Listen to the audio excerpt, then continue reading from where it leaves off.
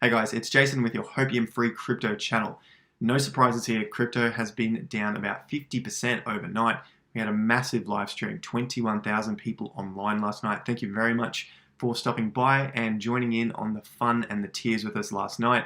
If you haven't, make sure to hit the subscribe button, bell notification icon, like the content up. Today we're going to be looking at what we checked out last night, recapping it, and then covering some of the videos on the channel over the past couple of days to give you an idea of areas of support, resistance, what we could have done, and what to look for moving forward. Now, I want to pay particular attention to a few videos from the channel discussing strategies should we see these situations occur again.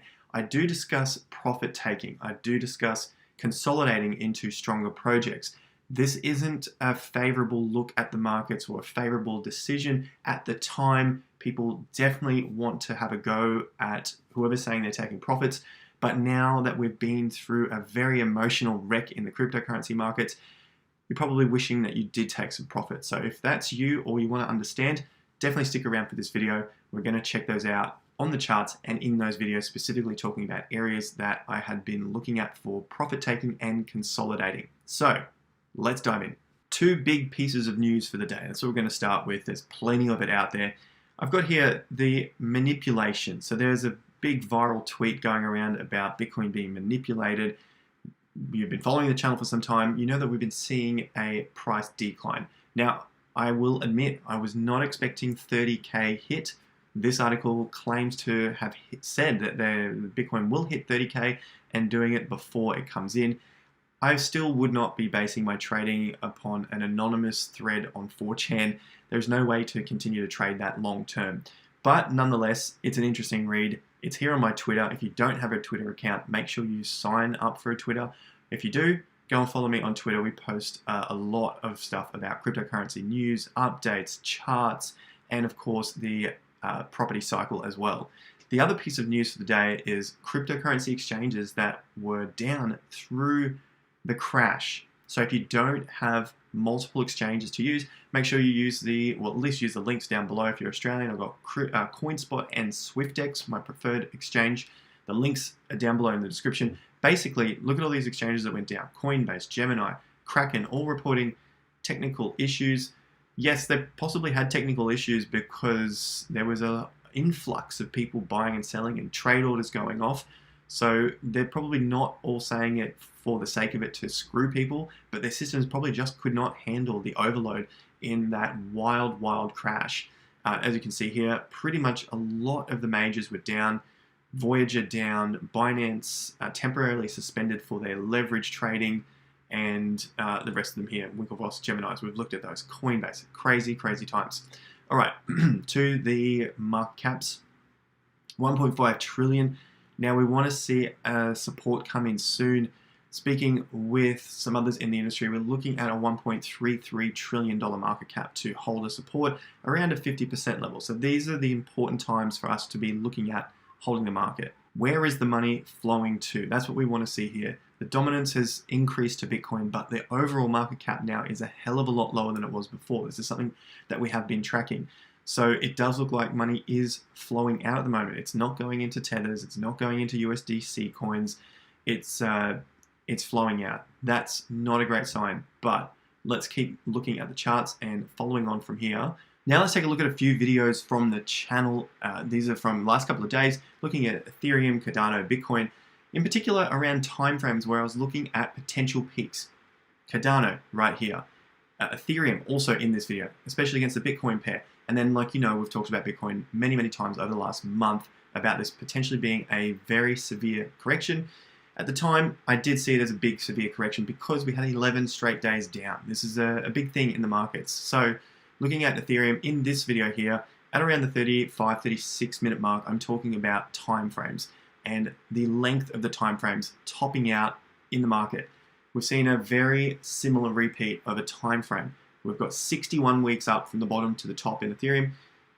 Previously, in the 2017 run, we had 57 weeks, so very similar time frames, and then we had a big correction in 2017. Now, I don't know if we're going to get a big correction, a 2-year correction. I definitely hope not, but hope's not enough to support the market at this point in time.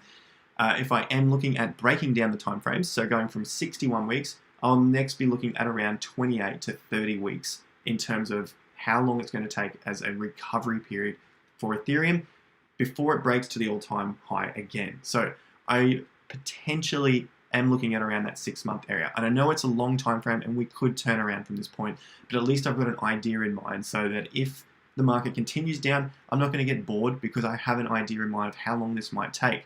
That's where people will lose and not make any money, is because they'll get bored and leave the market. So please don't do that. If you want to stick around, make some cash, stay with the markets even when it gets boring. The boring times are when the money is made. Next video is on Ethereum, again discussing the timeframes, posted on the 18th, so 2 days ago, just explaining these, and then also timeframes, price ranges of where I could expect some support. I was looking at 22 to 2300.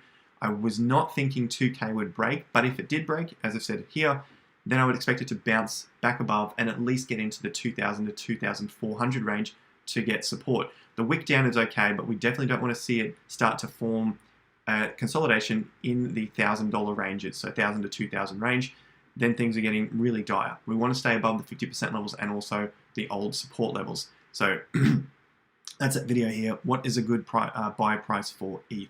Check that one out. So there are some things which I'm not I didn't get 100%, but remember we're just looking at probabilities here, and so that we have a plan so that we stay safe. The other one here, Cardano, looking at a top right here against Bitcoin. 3rd of April, and I'm looking at a top, at least an intermediate top. We have a few signs to show us that this could be an intermediate top, just like I talked about on the 27th of February when I put a video out. Check it out on the channel, selling some Cardano there. What happened? So that's what we're looking at for Cardano. Bitcoin, also time frames, price ranges, signs of weakness. We've covered all of this before. Let's have a look at the chart. I've got Ethereum up here, and we did spike down to 1850. We now are recovering. We're around 2400. So this is a first good sign. We don't want to see this come back down and test that low. That would be very, very weak signs, especially if it was on high volume, broke and closed below it. That's not a good thing. Ethereum so far is looking okay. We will have to update this again probably later today or tomorrow. The main one I wanted to mention to you is Bitcoin. We've just come back above 38k, so this is a good sign, and we are flirting with the 50% level, closing just slightly under it and now moving above it. Volume is okay, so I'm liking this as a pretty good spike down, which is very, very similar to something that happened in the COVID crash. Before I get to that, to explain that, what I wanted to mention here is the plan did work well. What to do next time? I've got these levels here. These are not areas that I'm buying the dip on every time, as explained in the live stream last night. This was a good area to be buying up again. It was a solid dip. These are not solid enough dips. If you hear it online, check a chart. Make sure you go and check it against a chart. This volume is dying out. These dips are getting higher. If it doesn't get a big volume break to the upside, it's a dead move, a very dead move. And we noticed that. We have a video on the channel April 18th calling for the market to have a correction. I did not know it would be an 11 straight days down. I did not know we would go to $30,000, but this area was looking extremely weak after the volume just continued to dry up as the market went higher, sucking in retail. So the next thing is the weekly chart. What to do? How could we have seen this? This is all in the Investor Accelerator course, which you can find a link to in the description down below. Weekly swings, how to calculate them, what to look for, how to exit, all in the membership course down below. 12 months membership, and you join a group to understand and to learn along the process. Weekly swing lows, you can see how I've circled that. The breakdown on the 18th, 19th, broke that low. That is an exit at 49.50k. Market went up again, have to suck it up. Then the market fell and crashed back through the swing bottom of 2 of these weekly swings. That is another signal out of the market. Now, the market might go up and not give you another signal to get back in until the 60s, and you just have to suck up the opportunity costs losses through that point there. But that's going to keep you safe when the market falls. Was I selling? That's a big question. Yes, I was selling into some stable coins. Yes, I was rotating some of my profits, my altcoins, as I've talked about many times. This is not the first time you should be hearing this, but selling them into Bitcoin. Bitcoin did fall, but I want to consolidate my crypto holdings into altcoins which I can stomach through a bear market. Ethereum is one, Bitcoin is another. So gains out of some of the cryptos, can sell those back into some of the bigger cryptos which did still have big losses. But that's my strategy because I don't see the Bitcoin bull market or the cryptocurrency bull market done long term. This could be another 12 months or 24 months from here until we get to another peak. We could be down for 6 months, as explained in this video here, talking about time frames as well. So if you haven't already, check this video out, Bitcoin bull market, road to 100K, white cloth theory. Check all of that out. All I'm doing is measuring time frames, bottoms to tops, approximately 57 weeks. We split that in half because that's what we do with our prices as well. We work price and time. Again, method, 50%, about 28 to 30 weeks. Measure 30 weeks across from the top of April.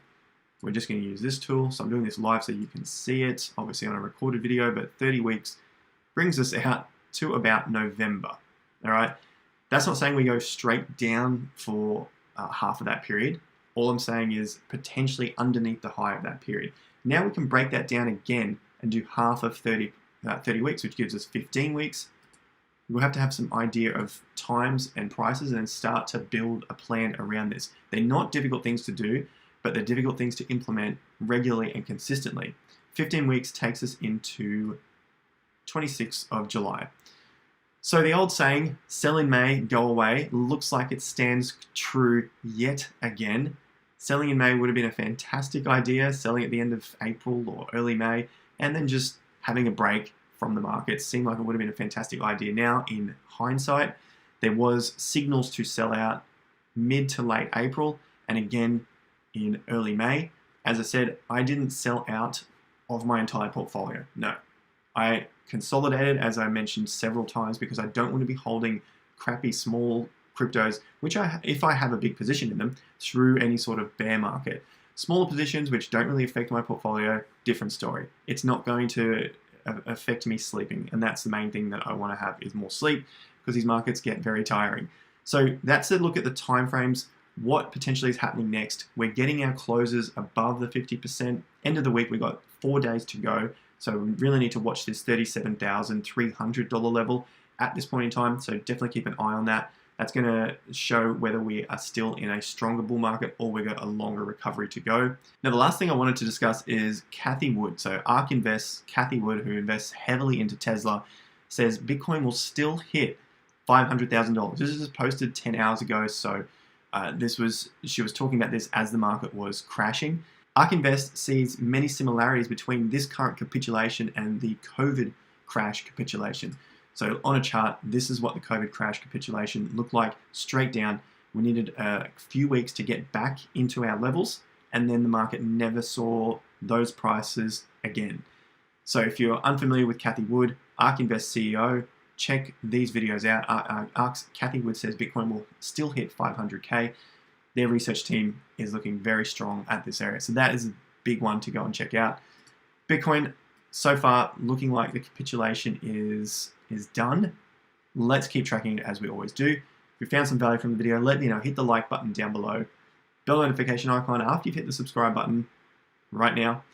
And I will catch you guys at the next video. Remember, we've got free newsletter down below that you can stay up to date with these crypto charts, stock market and property cycle. Property is not crashing as everyone believes. Everything is just enough to scare the weak hands out, and then it genuinely moves without us. So keep that in mind, guys. I'll see you guys at the next video. Follow me on Twitter and on Instagram for daily Q&As. Until next time, have more fun to get more done.